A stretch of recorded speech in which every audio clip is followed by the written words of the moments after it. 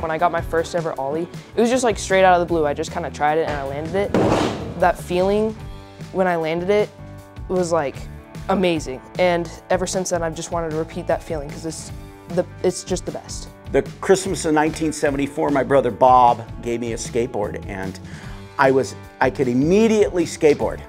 I could go down the hill, and back at that point, it was just carving down the hill, and every once in a while we'd find a bank to go up, and I learned how to kick turn real quick. I got a plastic Grentech skateboard in like 1975 for Christmas, and I skated a little bit on that and then quit, and then about a year later, we went to California and visited our cousins who lived in the kind of South Bay area around San Jose. I mean, skateboarding for me was a huge lifesaver and life changer. It taught me a lot about self-confidence and goals and just getting back up and getting through things.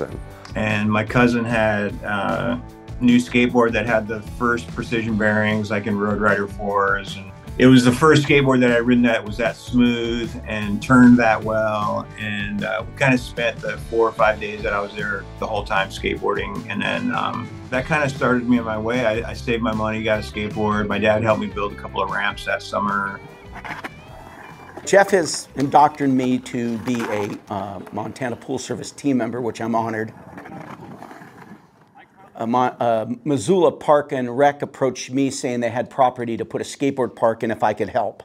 And at that point, he was my first phone call. My friend Randy Katen moved from Missoula out to Clinton, and he started talking to people in that community about building a park.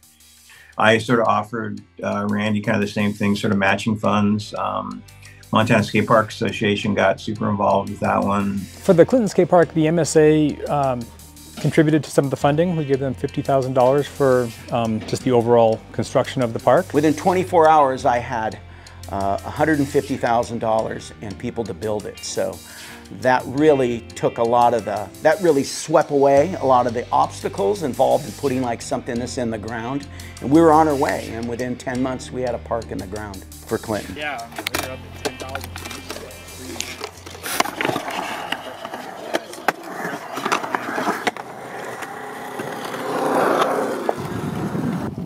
The Skate Park Association itself, our mission is to help provide quality concrete skate parks across the state, as well as supporting, funding and grassroots level, like boards in hand components as well to each of the different communities in need across Montana. Overall, we've been at this for about 25 years now.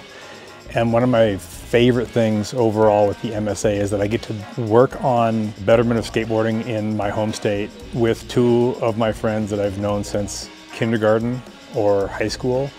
So it's just like a continuation of this lifelong passion that I've had for skateboarding, and the fact that I get to do it with people that I know and love is just, it's perfect. A lot of our funding comes through grants, and then a lot of our other funding will come through specific events that we put on or merchandise that we sell.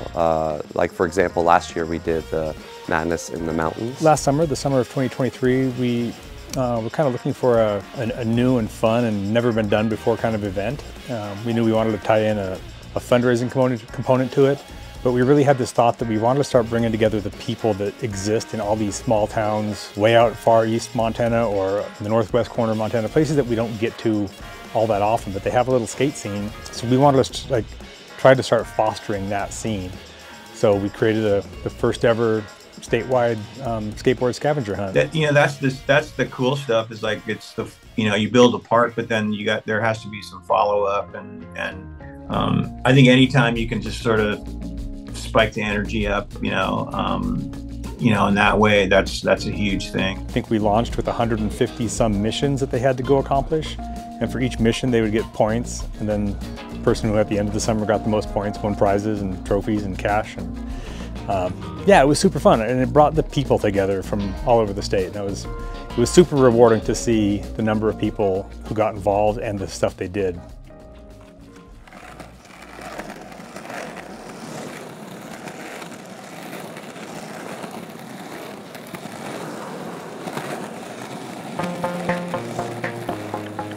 You know, initially, like I made a sticker just as a homage to my friend Tom Inouye, who had he had a little sort of fake company in the late 70s called Inouye's Pool Service. It was IPS.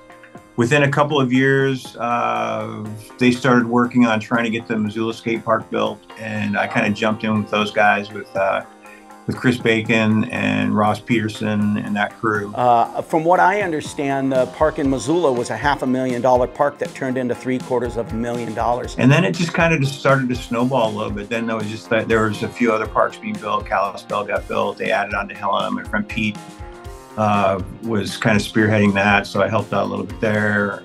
They started St. Ignatius, Whitefish. My friends up in Whitefish, Ryan Brown and Simon.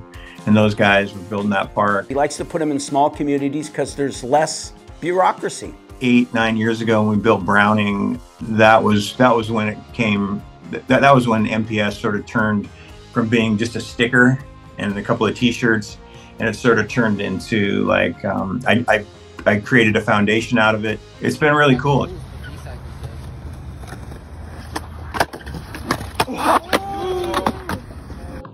Phillipsburg is going to get a park. They have the land.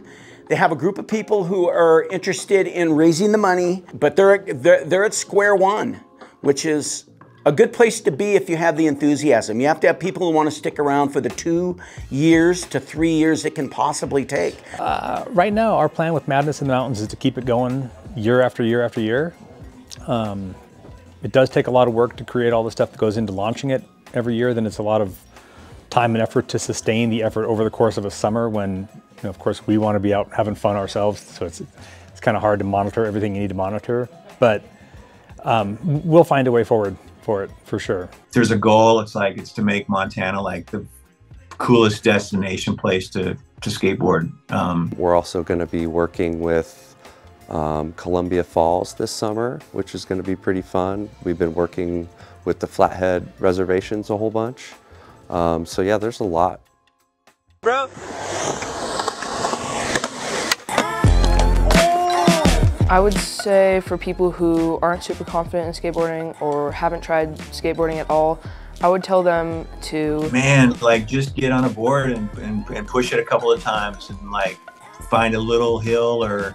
Go around, find a flat spot that you can just do laps in for like hours. You know, skateboarding really is that feeling the G-forces and turning and, you know, your body moving with the board. And this is what I always say. I turned 64 yesterday, and every morning when I wake up, I'm this 19-year-old kid running around the house looking forward to all these things I did in my youth, and it keeps me young. So go to a public place, go to a skate park, go to a skate shop, and meet people. If you have something that you did when you were younger, don't give it up. That's all I can say is it really is the fountain of youth.